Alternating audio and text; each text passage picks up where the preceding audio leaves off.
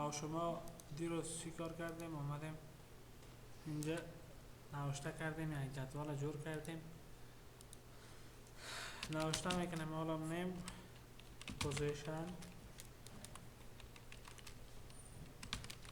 سالری آور تایم توتال. اینا رو ما نوشته کردیم. نوشته میکنیم احمد، فواد، جواد، کریم، رحیم، نومان، علی، ولی، سماعت.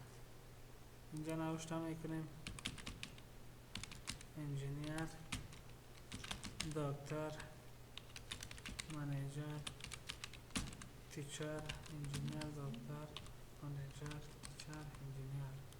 معاشش نوشته میکنیم مثلا 2000 3000 اضافه کاریشه نوشته میکنیم 200 300. اینا ما هر چهارش انتخاب میکنیم همزمان تا پایین کش میکنیم، تمامش اضافه میشه.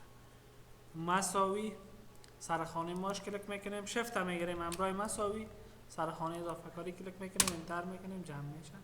جمع شد تا پایین کش میکنیم، اضافه میشه. جدول چی کردیم؟ جور کردیم. ما حالا چی رو میخوانیم؟ این قسمت های شما کار کردیم. میریم نمبرینگ رو میخوانیم. نمبر چی کار میکنه برای ما؟ شما خاصیت نمبر نویسی رو نشان میده. میگه جنرال حالت عادی نرمال باشه. حالت عادی نرمال نمبر نوشته بکنیم، حدات نوشته بکنیم، از علامه استفاده کنیم، هر کدامش نوشته کردی میگیره برات.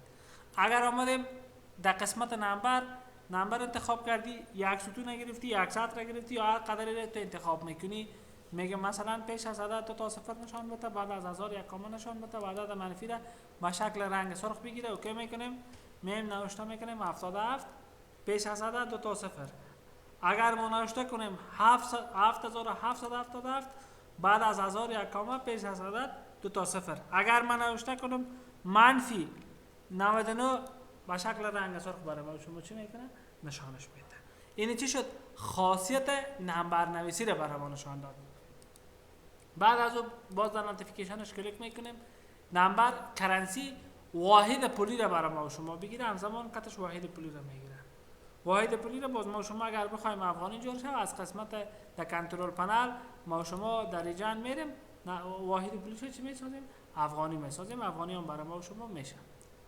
در اینجا نمبر اکاونتینگ کار محاسباتی را انجام میده، واحد پولی را دورتر قرار میده و عدد منفی را داخل قوس برای ما شما نشان میده.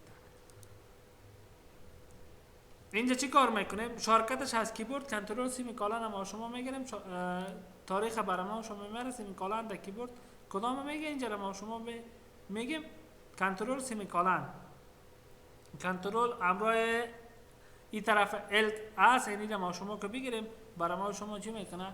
تاریخش میاره، شارکتش. اگر بدون از اون ما شما تو نوشته میکنیم مثلا 2024 6 نوشته کنیم یا 6 7 نوشته کنیم برای ما به این شکل میگیره. میتونیم همین را چی کار کنیم؟ در قسمت نمبر لانگ دیت بسازیمش. تاریخش چی شوه؟ طویل شوه. تاریخش چی میشه؟ طویل میشه. کنترل شفت سیمیکالن برای ما شما تاریخ میاره، تاریخ ساعتش آورد. ساعتش ما شما میتونیم ایرام عین شکل چی شوه؟ میگیم طویل شوه. اوکی میکنیم، طویلش میسازیم. مثلا ام پی ام کلش نشان میده برام. عین شکل ما در قسمت نمبرینگ پرسنتیج داریم. پرسنتیج عدد به شکل فیصدی نشان میده، فیصدی نشانش میده برام. فیصدی آوردیم. فرکشن کسر اشاره با هم نشان میده. مثلا نوشته میکنیم 0.5 0.5. این طرف کامه ما شما چی داریم؟ اشاریه داریم. 0.5 که گرفتیم میگیم برای ما چی کار کنه؟ میگیم فرکشن همین کسر اشاره با هم نشان میده، یک بر دو بگیرش. میایم دوباره در این قسمت نمبر ساینتیفیک عدد علمی ریاضیکی بگیره. علمی ریاضیکی برای ما شما میگیره. بعد از اون ما شما نمبر داریم. تکس حالت نرمالش نشان میده، حالت نرمالش نشان میده. چیزی که در ابتدا نوشته کردیم. اسپیشال با شکل خاص ما شما از یک کشور و دیگه کشور کرایه میگیریم، باید کد پستیش یاد داشته باشیم. کاستوم قسمی که خودمون میخوایم معیار شود جور شود میگیریمش. میایم همین تکرار میکنیم.